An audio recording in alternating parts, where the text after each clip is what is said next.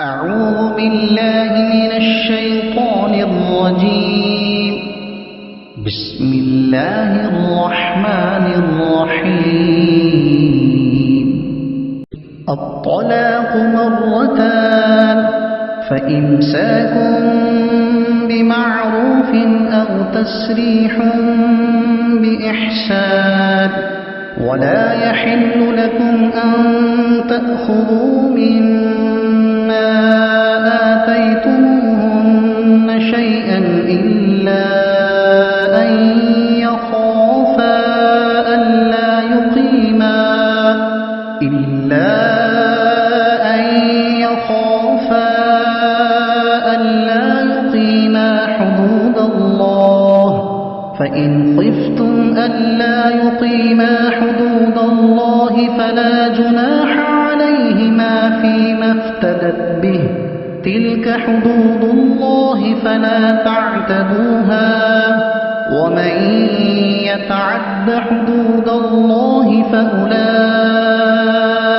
هم الظالمون.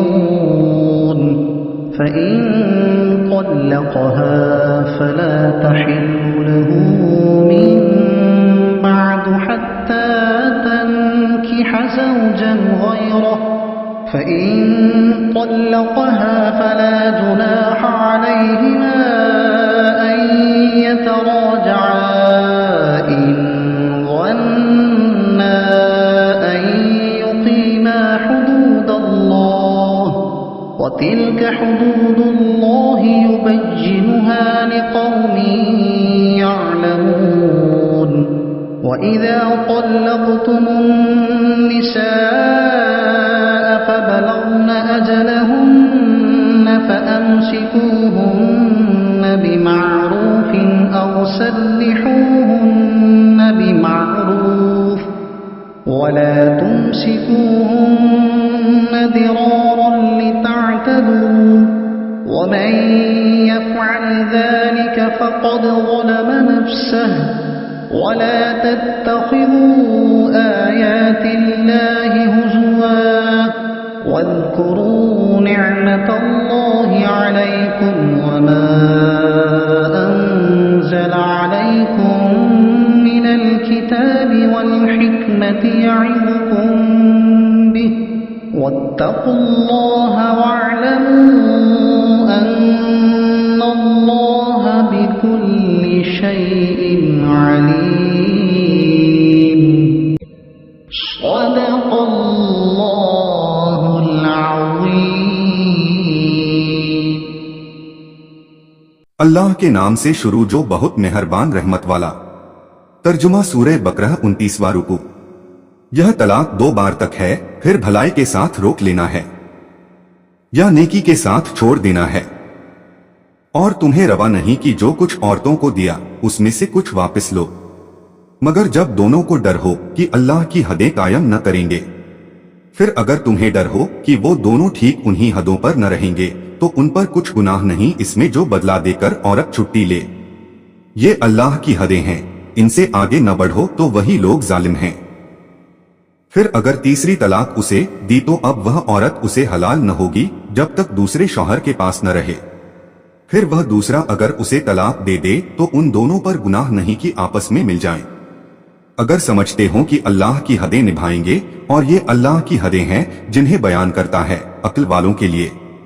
اور جب تم عورتوں کو طلاق دو اور ان کی میعاد اودھیا لگے تو اس وقت تک یا بھلائی کے ساتھ روک لو یا نیکی کے ساتھ چھوڑ دو، اور انہیں ضرر تکلیف دینے کے لیے روکنا نہ ہو کہ حد سے بڑھو، اور جو ایسا کرے وہ اپنا ہی نقصان کرتا ہے. اور اللہ کی آیتوں کو ٹھٹھا نہ بنا لو، اور یاد کرو اللہ کا احسان جو تم پر ہے، اور وہ جو تم پر کتاب اور حکمت اتاری تمہیں نصیحت دینے کو، اور اللہ سے ڈرتے رہو اور جان رکھو کہ اللہ سب کچھ جانتا ہے. تفسیر سورہ بقرہ 29واں رکوع. یعنی طلاق رجعی. ایک عورت نے سید عالم صلی اللہ علیہ وسلم کی خدمت میں حاضر ہو کر عرض کیا کہ اس کے شوہر نے کہا ہے کہ وہ اس کو طلاق دیتا اور رجوع کرتا رہے گا. ہر بار جب طلاق کی عدت گزرنے کے قریب ہوگی رجوع کر لے گا، پھر طلاق دے دے گا، اسی طرح عمر بھر اس کو قید میں رکھے گا. इस पर यह आयत उतरी और इरशाद फरमाया कि तलाक रजई 2 बार तक है। इसके बाद फिर तलाक देने पर रुजू करने का हक नहीं। रुजू करके इस तरह की रुजू न करे और इद्दत गुजरकर औरत बयान हो जाए, यानी मेहर।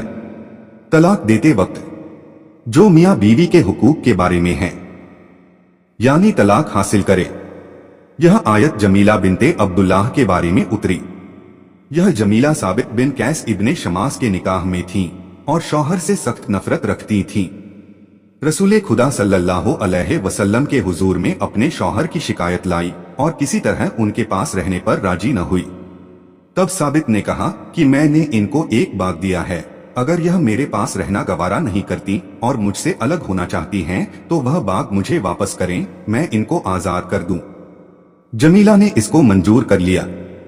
साबित ने बाग ले लिया और तलाक दे दी। इस तरह की तलाक को खुला कहते हैं। खुला तलाक बयान होता है। खुला में खुला शब्द का जिक्र जरूरी है। अगर जुदाई की तलबगार औरत हो तो खुला में मेहर की मिकदार से ज्यादा लेना मकरूह है। और अगर औरत की तरफ से नुशूज न हो, मर्द ही अलाहिदगी चाहे तो मर्द को तलाक के बदले माल लेना बिल्कुल मकरूह है। 3 तलाकों के बाद औरत शौहर पर हराम हो जाती है। अब न उससे रुजू हो सकता है न दोबारा निकाह, जब तक कि हलाला हो, यानी इद्दत के बाद दूसरे से निकाह करे और वह सहवास के बाद तलाक दे। फिर इद्दत गुजरे दोबारा निकाह कर लें, यानी इद्दत खत्म होने के करीब हो। यह आयत साबित बिन यसार अंसारी के बारे में उतरी।